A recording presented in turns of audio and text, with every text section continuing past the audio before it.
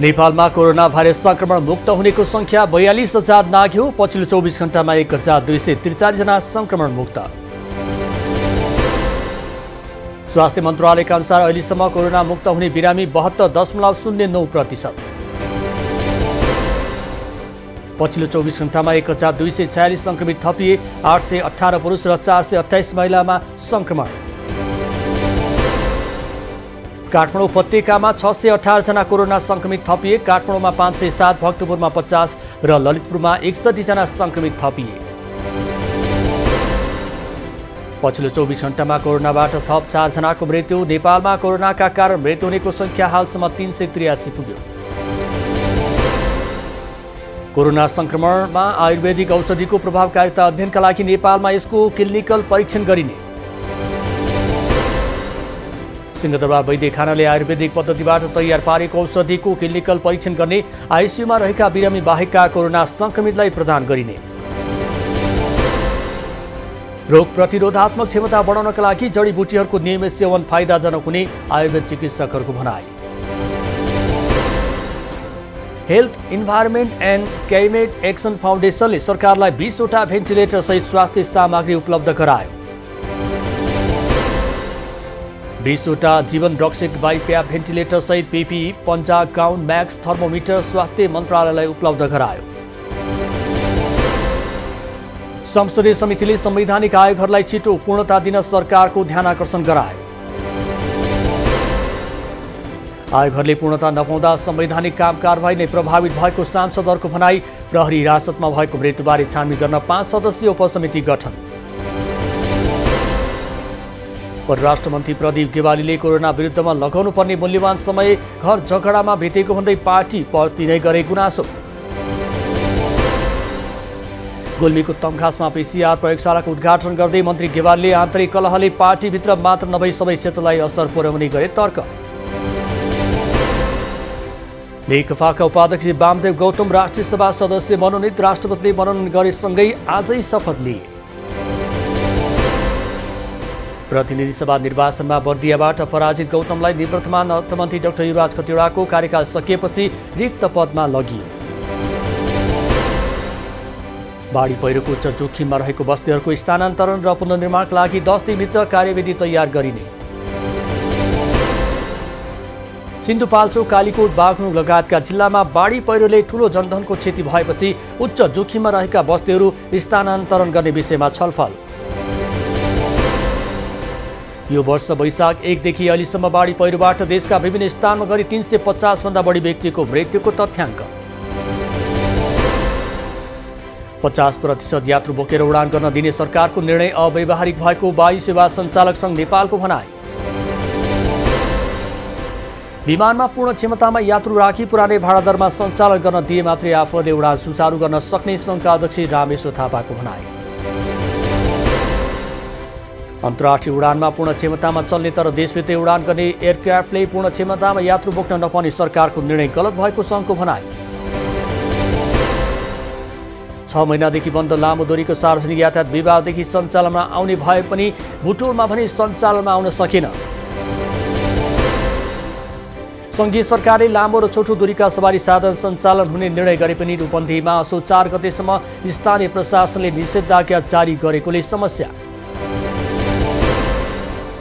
कांग्रेस सभापति शेरबहादुर देउवाको सचिवालयमा रहेका 2 जनामा कोरोना भाइरस संक्रमण पुष्टि। 2 जनामा संक्रमण देखिएपछि सभापति देउवा नियमित भेटघाट स्थगित गरी आजदेखि घरमै अलग्गै बसे। देउवाको भोलि स्वाब परीक्षण गरिने।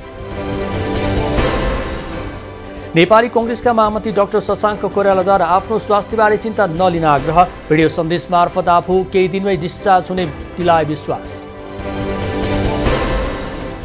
आफ्नो स्वास्थ्य अवस्था सुधार उन्मुख रहेको कोइरालाको भनाई। कोइरालाको उपचारमा ओम अस्पतालका डाक्टर विश्वनाथ कोइराला नेतृत्वको चिकित्सक टोली संलग्न। स्वास्थ्य कर्मीको सुरक्षा र प्रोत्साहन सहित सम्मानजनक काम गर्ने वातावरण बनाउन सरकार प्रतिबद्ध रहेको स्वास्थ्य तथा जनसङ्ख्या मन्त्री भानुभक्त ढकालको भनाइ। विश्व बिरामी सुरक्षा दिवसका अवसरमा ढकालले संक्रमण रोकथाम तथा नियन्त्रणका लागि तोकिएको मापदण्ड र विधिलाई पालना गर्न र गराउन स्वास्थ्य मन्त्रीको आह्वान। भारतसँग सीमा नाका जोडिएको जिल्ला बैतडीमा पीसीआर प्रयोगशाला स्थापना, बझाङ, दार्चुला, बैतडी लगायतका जिल्लाका मानिसहरूको स्वाब परीक्षण हुने। प्रयोगशालाको क्षमता 24 घण्टामा 2000 परीक्षण गरिने भए पनि जनशक्ति कम भएका कारण दैनिक 300 देखि 400 वटा नमुना परीक्षण गर्न सकिने। पाल्पाको निस्ती गाउँपालिका 1 भोटाहा घाटबाट अनुमतिभन्दा बढी नदीजन्य पदार्थ उत्खनन भएको पाइयो। निर्माणाधीन काली गण्डकी करिडोरका लागि ठूला उपकरणहरूको सहयोगमा अनुमतिभन्दा बढी उत्खनन गरेको भेटियो। लकडाउनको अवधि थपिँदै जाँदा बारामा वन र वन्यजन्तु सुरक्षामा चुनौती थपिँदै वन र वन्यजन्तु तस्करी गर्नेहरूको सक्रियता बढेसँगै सुरक्षामा चुनौती। वन्यजन्तु तस्करीमा संलग्न 40 जनालाई डिभिजन वन कार्यालय बाराद्वारा पक्राउ गरी 23 वटा मुद्दा दायर। लकडाउन अवधिमा मात्रै 30 लाख बराबरको काठ बरामद। कोरोना रोकथाम तथा नियन्त्रणका लागि सरकारले 6 महिना अघि गरेको लकडाउनसँगै बन्द भएका लामो दूरीका सवारी साधन आजबाट सञ्चालनमा। बसले स्थिर क्षमताको आधा मात्र यात्रु बोक्न पाउने भएकाले तोकिएको भाडा दरभन्दा 50% अतिरिक्त भाडा लिन पाइने। सरकार र नेपाल यातायात व्यवसायी राष्ट्रिय महासङ्घले तोकिएको मापदण्ड अनुसार नै सवारी सञ्चालन गरेको व्यवसायीहरूको भनाइ। 12 विषय नगरपालिका 7 नागपुचेमा थप 1 जनाको शव फेला। बिहिबार बिहान 10 महिने बालिका रूपा विकको शव फेला परेसँगै मृतकको संख्या 16 पुग्यो।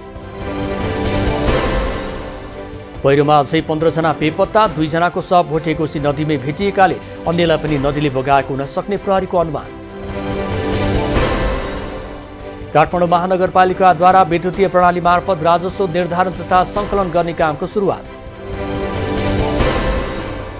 महानगरपालिकाले आज वडा नम्बर 26 लगायत 10 वटा वडाबाट सेवा सुचारू। अब सबैले आफ्नो घरबाट कर तिर्न सकिने। अनलाइन माध्यमबाट कर निर्धारण र सङ्कलन गर्न सकिने भएपछि दैनिक कति सङ्कलन भयो भन्ने थाहा पाउन सकिने। पोखरा महानगरपालिकाले विभिन्न 4 प्राविधिक शिक्षालय र क्याम्पससँग सहकार्य गर्ने। महानगरले विज्ञान दिवसको अवसर पारेर इन्जिनियरिङ अध्ययन संस्थान, वन क्याम्पस, नर्सिङ क्याम्पस र जेन्टा क्लब पोखरासँग जनशक्तिको सहकार्य गर्ने। भारतबाट जनकपुर जयनगर खण्डमा सञ्चालन हुने गरी 2 थान इलेक्ट्रोनिक रेल भोलि जनकपुर आइपुग्ने। नेपालको जनकपुर हुँदै भारतको जयनगर खण्डमा कुर्ने रेलमा नेपालको राष्ट्रिय झण्डा रातो र नीलो रङमा तयार पारियो। नयाँ इलेक्ट्रोनिक रेलले एकपटकमा 1300 सम्म यात्रु बोक्न सक्ने। विभागद्वारा भ्याट बाहेक 86 करोडमा 2 वटा रेल भारतीय कम्पनी मार्फत खरिद। बाँकेको नेपालगञ्जमा आजदेखि लामो तथा छोटो दूरीका सवारी साधन सञ्चालनमा आए। 50% बढी भाडामा भने यात्रुको असन्तुष्टि। सरकारले निर्णय गरेका स्वास्थ्यका 5 वटा मापदण्डलाई पालना गर्दै सेवा सञ्चालन गर्दै जाने व्यवसायीको भनाइ। बारामा काठ तस्कर र वन रक्षकबीच गोली हानाहान। गए राति जितपुर सिमारा उपमहानगरपालिका जैतापुरमा गोली हानाहान। वन रक्षकको समूहद्वारा 10 गोलिया काठसहित करैया माई 4 का इस्माइल मिया पक्राउ परेको डिभिजन वन कार्यालयद्वारा जानकारी। जथाभावी रूपमा टाँगिएका केबल तारहरूका कारण बागलुङ सदरमुकाममा दुर्घटनाको जोखिम बढेर गए पनि सरकारवाला निकाय मौन। बागलुङ बजारका हरेक विद्युतका खम्बामा तारको घुजुल्टो, कुनै पनि बेला दुर्घटना निम्तने भन्दै स्थानीय चिन्तित। आश्विन सङ्क्रान्तिका दिन आज विश्वकर्माको पूजा गरी मनाइयो। विश्वकर्मालाई वास्तुविद्याका विशिष्ट ज्ञाताका रूपमा समेत पुजिने प्रचलन। द्वापर युगमा भगवान कृष्णलाई राक्षसले दुःख दिएपछि विश्वकर्माले समुद्रको बीचमा भेदद्वारका बनाई लुकाएको धार्मिक विश्वास। मैत्रीपूर्ण फुटबल खेलका लागि नेपाललाई 3 वटा प्रस्ताव। एन्फाका अनुसार मङ्गोलिया, बङ्गलादेश र डोमिनिकन रिपब्लिकबाट खेलको प्रस्ताव आयो। लामो समय प्रशिक्षण गर्न नपाउँदा खेलाडीको क्षमता र शैलीमा ह्रास आउने भन्दै एन्फाद्वारा सावधानी अपनाई खेलकुद गतिविधि गर्न दिन आग्रह।